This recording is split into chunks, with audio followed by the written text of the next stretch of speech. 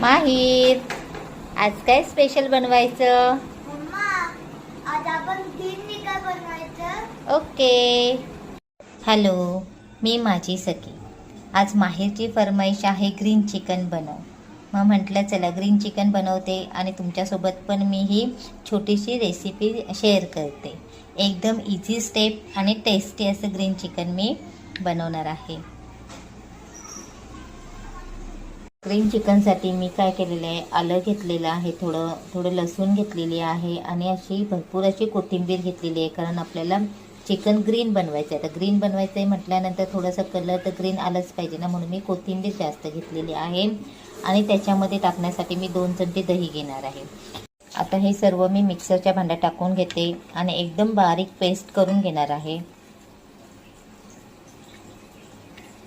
याच्यासोबतच मी दही पण टाकते 2 चमचे, म्हणजे दही छान मिक्स होऊन येईल. आणि आता ह्याची छान अशी मी बारीक पेस्ट करून घेते. छान अशी मिक्सरला मी बारीक पेस्ट करून घेतलेली आहे. चला तर मग ग्रीन चिकनसाठी मी 300 ग्रॅम चिकन घेतलेलं आहे, 1 कांदा चिरून घेतलेला आहे, 2 तमालपत्रे घेतलेले आहेत. त्यासोबत मी धना पावडर, गरम मसाला, बिर्याणी मसाला आणि मटन मसाला पण घेतलेला आहे.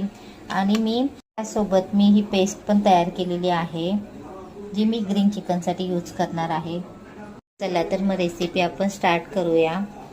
कढईमध्ये मी तेल गरम करायला ठेवलेलं आहे. त्यामध्ये मी सुरुवातीला तमालपत्र टाकून घेते. तमालपत्रासोबतच मी हा बारीक चिरलेला जो कांदा आहे तो पण छान असा परतून घेणार आहे.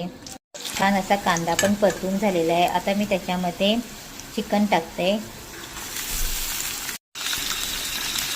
चिकनमध्येच मी थोडीशी हळद टाकून घेते आणि थोडंसं मी मीठ टाकून घेणार आहे आणि छान परतून घेते.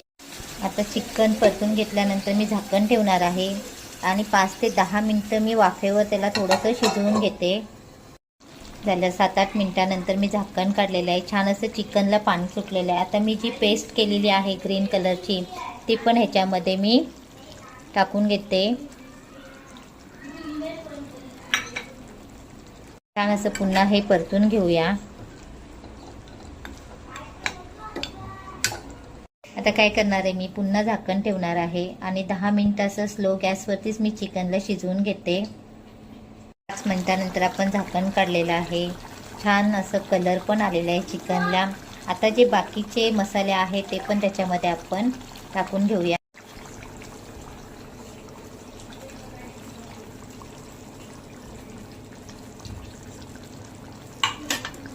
सर्व मसाले मी टाकून घेतलेले आहेत. पुन्हा एकदा मी परतून घेते. छान असं आपलं चिकन रेडी झालेलं आहे. आता मी गॅस बंद करते आणि एका बाउलमध्ये काढून घेते. छान असं आपलं ग्रीन चिकन आणि त्याच्यासोबत अशी गरमागरम भाकरी रेडी आहे.